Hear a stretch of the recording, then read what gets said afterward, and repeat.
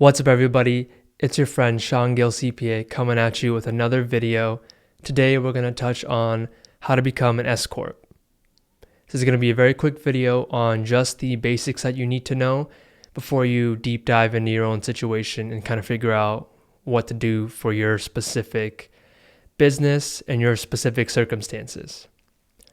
So overall, just how do you become an S-Corp, right? Like, how do you communicate to the IRS, and how do you handle your own business in a manner that will be congruent with how S-Corps are set up? So to start, you form your underlying legal entity.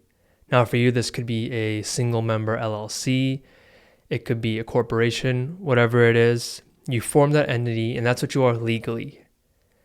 But now you do not want to be taxed as that entity for tax purposes, right? You don't want the IRS to treat your single member LLC as a disregarded entity, or what's known as a disregarded entity, which means that the business shows up on your 1040 in the Schedule C. What you want is to be an S-Corp, right? So how do you go about communicating that to the IRS? Well, you file Form 2553. Now this form essentially does exactly what I just said. It lists who you are, who the shareholders are going to be, what the tax year is going to be like, when was the company formed, the address, the EIN, ownership percentages between the owners, and it tells the IRS that you want this entity that is maybe a single member LLC in this example, or a corporation, to be taxed as an S-Corp. And then you sign the form and you file it, or you mail it, or you fax it. And then within 60 days, the IRS will get back to you and say, we accept this election or we deny this election. Typically, they accept them, like unless there's really something crazy wrong on your documents and you don't meet the requirements to be an S-Corp, which you can find online. I won't go over them in this video because, like I said, this is a quick guide.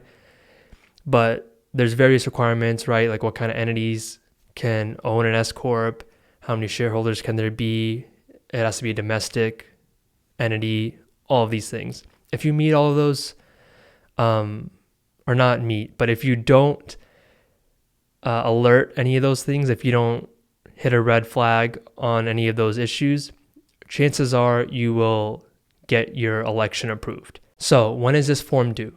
This form is due 2 months and 15 days from the beginning of the tax year that you want your legal entity to be treated as a S-Corp for.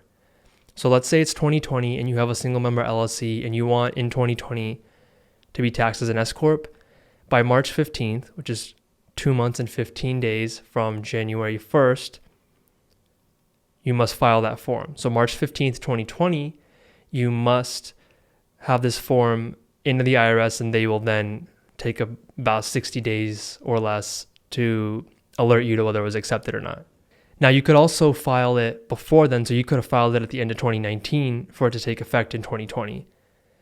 Now, there's a whole different issue if you miss the deadline. So you can be early and get the S election, or you can be on time and get the S election. But if you're late, there's a whole different process. Now, what happens if you file Form 2553 late? So what's cool about this is you can actually request relief on the Form 2553. So on page 1, there's a portion where under Revenue Procedure 2013-30, you can request the IRS essentially listen to like a plea for relief, meaning that you could put something on this page like your prior CPA, maybe he gave you the wrong dates and that's why your form is now 6 months late.